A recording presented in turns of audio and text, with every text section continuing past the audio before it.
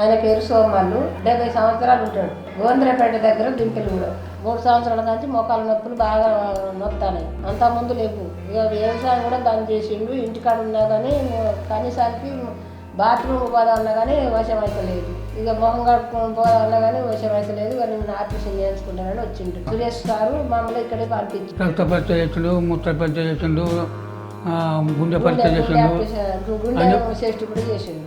అన్ని పరీక్ష చేసిండు. రేపు మా పొద్దున 9కి ఆపరేషన్ చేస్తానని చెప్పారు.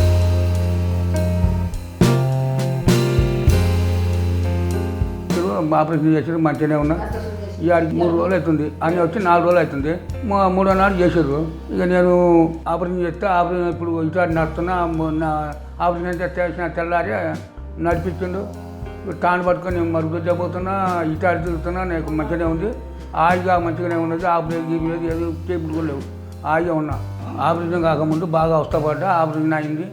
ఇప్పుడు మంచిగా యాప్గా ఉన్నా. ఇప్పుడు ఈ కాలు నొప్పి లేదు, ఏం లేదు. మరుగుదొడ్డకు అటు ఇటు అంతడిపోతున్నా. నాకు మంచిగా అనిపిస్తుంది. 3 రోజులు నడిపించారు. ఇక 3 రోజుల నుంచి నేనే సాండ్ పట్టుకొని నేనే దిడ్డ పోతున్నా. నేనే మళ్ళీ వస్తున్నా. నన్ను ఎవరు పట్టుకోకుండా కానీ నేనే వస్తున్నా.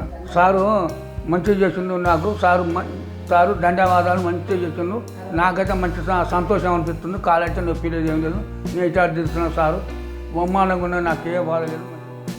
అత్యాధునిక మోకాలు మార్పిడి ఆపరేషన్ కోసం జనతా హాస్పిటల్, బాలసముద్రం రోడ్, హన్మకొండ నందు డాక్టర్ గారిని సంప్రదించగలరు.